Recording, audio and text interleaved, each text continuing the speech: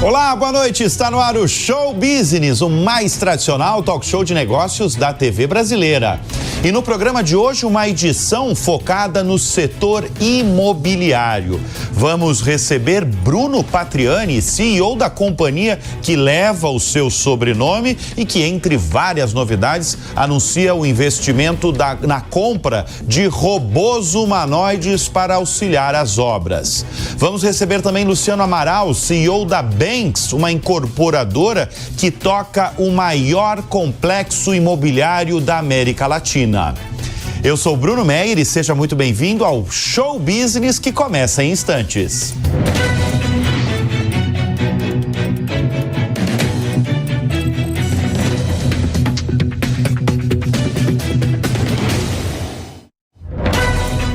Ele comanda a Banks, incorporadora do Bueno Neto, um grupo que começou pequeno e hoje toca o maior complexo imobiliário da América Latina. Nós vamos conversar neste bloco do Show Business com Luciano Amaral, CEO da Banks Incorporadora. Luciano, obrigado pela presença em nosso estúdio e eu vou começar sendo muito direto. Em um país com taxa de juros a 15% ao ano, como andam as vendas do setor imobiliário? Muito obrigado pelo convite, queria agradecer aí a todo o grupo da Jovem Pan, a você especialmente, Bruno, prazer grande estar aqui. E eu digo que os juros têm uma influência no mercado imobiliário no seguinte range para mim. Juros de 5 a 8%, o mercado voa. De 8 a 10, plana. De 10 a 12, difícil. Acima de 12 é muito danoso para o nosso mercado. Então, você começa com a pergunta dos 15% de juros, você imagina, eu respondi de uma maneira diferente, mas vou falar como estão as vendas, né, no mercado imobiliário de São Paulo. Vou falar especificamente de São Paulo, né, onde a gente atua, e capital São Paulo. Essa cidade tem uma dinâmica muito especial, muito diferenciada do resto do país e comparável às grandes cidades do mundo, né? E São Paulo tem 3 mercados que são bastante resilientes, né? O primeiro é a quantidade de pessoas que casam e se separam. É mesmo? Porque as pessoas que casam geralmente dão demanda para o mercado imobiliário. E quando se separam, ou um fica na casa e o outro vai procurar outra casa, ou os dois vendem e vão procurar 2 casas e geralmente não voltam para as casas dos pais. E isso vai aquecendo o mercado. Este é um mercado resiliente. É só você ver o número. Do casa e descasa, é isso? Casa e descasa. Muito bom. O segundo mercado são as pessoas que vêm de fora de São Paulo, do interior e dos outros estados, para estudar ou trabalhar em São Paulo. Eu, baiano, tenho 10 filhos. Você tem 10 filhos? Não, de amigos meus. Tá. E de primos, e de tios, que moram em São Paulo e deram origem a 10 unidades de mercado imobiliário. Seja comprando, seja alugando. É mercado imobiliário. Então, a quantidade de pessoas da Bahia, por exemplo, que vêm, que estão em São Paulo, seja morando em São Paulo, por estudo ou por trabalho, é enorme. Isso você pode permear por todos os estados do Nordeste e do Centro-Oeste, né? E até do Sul. E do interior de São Paulo, quanta gente vem. Você vai na SPM, na faculdade SPM, você vai ver que 50% que estuda na faculdade SPM é fora de São Paulo. É incrível isso. Então esse é o segundo mercado. O terceiro mercado são pessoas que querem ter, por negócio, que vem a São Paulo todo mês e gostam de ter uma base aqui. Então esses 3 mercados, eles não estão dependendo do juros de 15%. Eles existem. Eles acontecem. Eles existem, eles acontecem essa demanda. Essa demanda só existe na cidade de São Paulo. Agora, quando você fala que a partir dos 12% o mercado imobiliário brasileiro fica muito difícil, eu logo me questiono, né? Como sobreviver? E eu imagino um pouco a sua resposta, porque vocês têm buscado cada vez mais o público mais abastado, aqui, os ricos entre os ricos. Isso é algo que tem acontecido nos últimos tempos com vocês. Por que essa decisão? Porque os ricos entre os ricos não existe crise nessa classe? Ela sofre muito pouco. O mercado de altíssimo, eu quero aqui fazer uma observação, que existe mercado de alto padrão e altíssimo padrão. São duas coisas diferentes, né? O mercado de altíssimo padrão, que eu considero... Onde vocês estão inseridos. Exatamente. São apartamentos que custam acima de 30 mil, 40 mil o metro quadrado. Então, estamos falando de apartamentos de 15 milhões para cima. É o altíssimo padrão em São Paulo. Este comprador, este público, ele cresceu nos últimos tempos e também vou fazer aqui algumas colocações desse novo público de altíssimo padrão, tá? Então ele sofre muito menos, porque ele ele tem um patrimônio, bem protegido e uma capacidade financeira bem protegida. Então ele sofre muito menos, por isso que a gente foi para esse mercado. E em São Paulo nós tivemos nos últimos 10 a 15 anos, novos clientes do altíssimo padrão. Vou dizer aqui alguns novos clientes do altíssimo padrão, fora as famílias tradicionais ricas.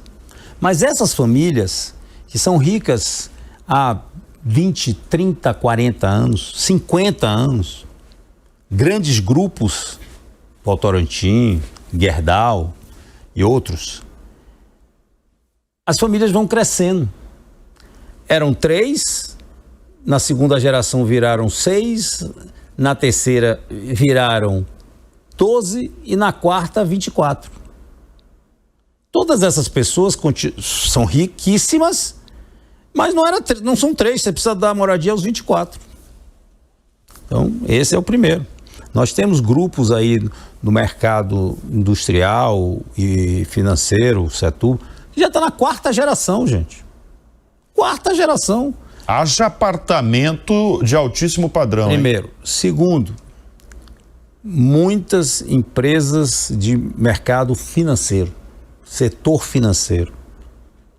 Esse setor adquiriu uma dinâmica muito forte, porque esse país é incrível, o Bruno. Com todo esse momento difícil que nós estamos vivendo, de juros, crise entre os poderes, o maior país do mundo brigando com a gente. É o maior país. Você não briga com o maior país do mundo, gente, com o mais forte do mundo, brigando com a gente. Um ex-presidente popular sendo preso, né? Quer dizer, todas essas 2 guerras acontecendo no mundo que complicam bastante, principalmente o comércio, a logística de comércio mundial, a Rússia, a Ucrânia,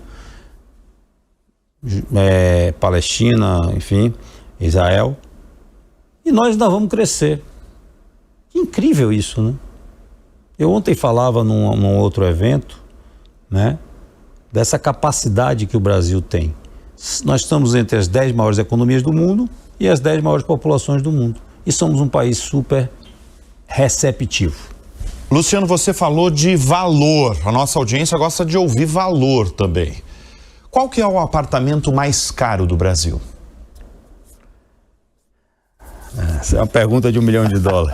Já que você está falando em valor, eu vou dizer que é uma pergunta de $1 milhão. Eu diria que, no meu conhecimento, em torno de 150 milhões de reais. 150 milhões de reais. Esse apartamento está em São Paulo. Com certeza. Esse apartamento é vendido por você?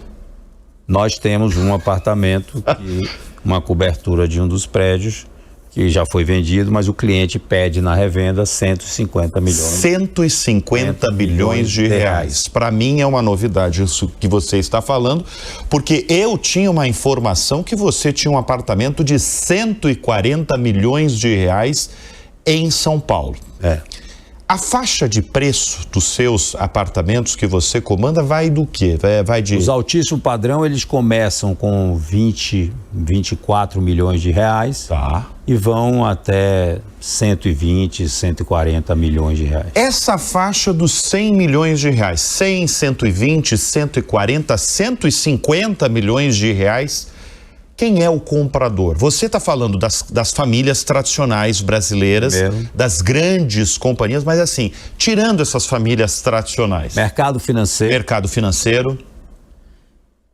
Grandes profissionais liberais que tiveram grande sucesso. Eu vendi recentemente não, ano passado, um apartamento a um advogado por 60 milhões de reais. E, Bruno, eu leio bastante, eu leio o valor, eu leio, né? Leio internet e tal. E nunca tinha ouvido falar desse advogado. Incrível. A pessoa estava comprando um apartamento de 60 milhões de reais. Vendi recentemente um apartamento duplex por 46 milhões de reais, um mercado financeiro, mas também que nunca tinha ouvido falar. São 2 exemplos que eu estou te dando. Então, grandes profissionais liberais e pessoas que venderam as suas empresas. Houve uma abertura de mercado muito grande. O Brasil é um país extremamente atrativo, tem os seus problemas, não estou falando aqui de problema, mas o Brasil é um país bastante atrativo, porque ele é um país, ele não tem guerra, ele não tem terremoto, ele não tem tsunami, é um país que não tem, né? Ele é um país que ele é receptivo para o estrangeiro, diferente de outros países, né? Que tem dificuldade de língua e outras coisas, de cultura, o Brasil não. Então, você tem também muita gente que vendeu, principalmente no digital, que vendeu suas empresas para fundos, né, de private equity, e ficaram bastante líquido, com bastante dinheiro. É um outro mercado que compra esse tipo de imóvel que a gente está falando.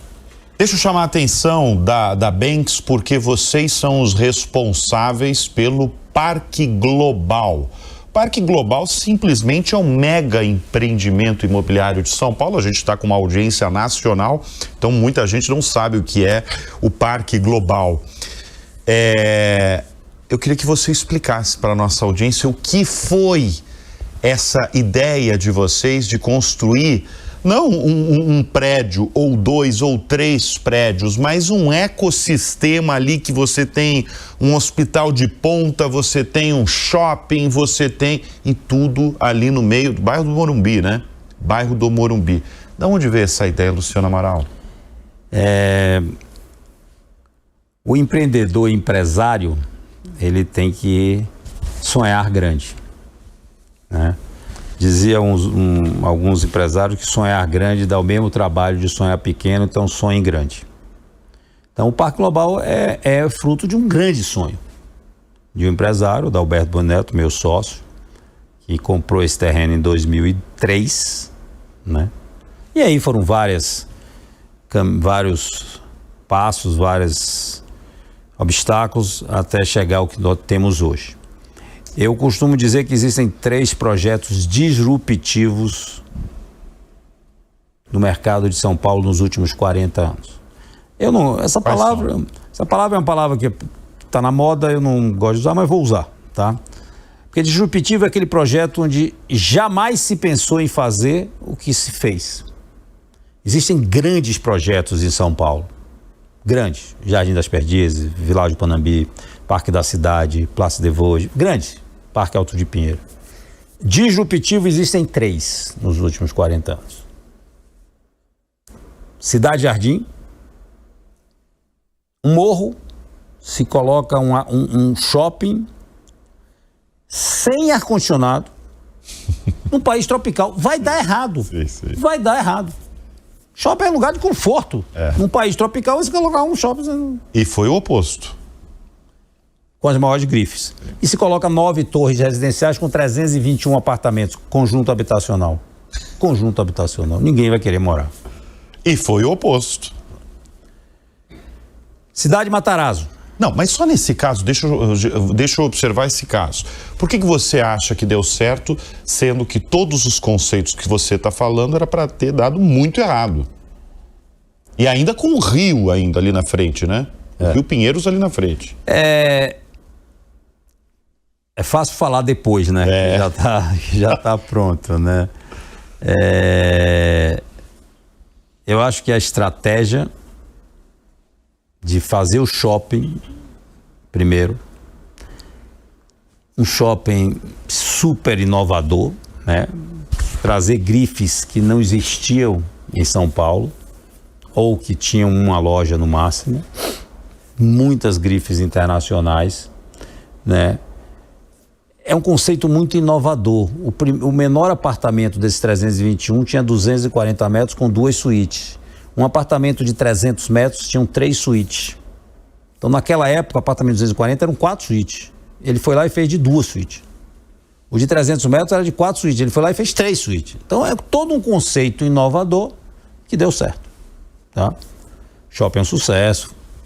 Remou, mas é um sucesso. Segundo projeto, Cidade Matarazzo. Todos conhecem Cidade Matarazzo. Era uma maternidade tombada, a parte tombada, que é incrível esse negócio, que a Previ ficou durante muito tempo, 20 anos, tentando vender esse terreno e não vendeu. Existiam 6 hotéis 5 estrelas do lado de lá da Paulista. Cadoro, Brasilto, Crown Plaza, Maxud, Cisa Park e Della Volpe. Todos esses 6 hotéis acabaram. 6 hotéis acabaram. Foram para o lado de lá dos Jardins, ou no caso do Unique Garden, ou foram para o Itaim, ou foram para Chuque Zaidan com Berrini. Vem um cara e bota lá o hotel mais sofisticado do Brasil. Vai dar errado. Se todo mundo saiu, por que você vai botar? Tá lá o projeto. Vão lá e vejam. Parque Global. Era um terreno, bota fora do Rio Pinheiros, da Eletropaulo, que todo mundo achava que era o estacionamento do supermercado Paz Mendonça antigamente e supermercado Extra recentemente. Nós vamos lá, criamos um bairro. É um bairro, exatamente. Criamos um bairro, criamos o conceito de cidade em 7 minutos. Então você tem residencial de vários tamanhos, né? Começa com 77 até 800 metros. Você tem um shopping center que o shopping no Brasil se desenvolveu de uma maneira fantástica. O shopping não é loja. Quem achar que shopping é loja hoje está errado. O shopping é o quê? É uma experiência. Tá. Shopping você tem hoje desde cabeleireiro, você tem até às vezes faculdade, você tem centro médico, você tem toda a questão de serviço, você tem uma academia, você tem não sei quantos restaurantes, cinema, teatro. É um ecossistema espetacular, né? Todos os serviços. E o brasileiro ama shopping. Eu lembro de meu pai que eu detestava, ele já faleceu, mas detestava a loja, odiava a loja. Depois de velho, meu pai vivia no shopping. E eu perguntei a ele um dia, meu pai, o senhor odiava a loja, por que o senhor vai para shopping todo fim de semana? Ah, meu filho é ótimo, eu sento, tomo um café, tem ar-condicionado, para o carro. Quer dizer, né? Então o shopping está inserido. E a gente faz isso, bota o hospital mais avançado da América Latina, junto com a parceria com o Einstein, de hematologia, um centro de oncologia e hematologia, um centro médico AAA, um hotel, uma faculdade, uma escola bilíngue. Quer dizer, ou seja, é um bairro, né? É um bairro. É quase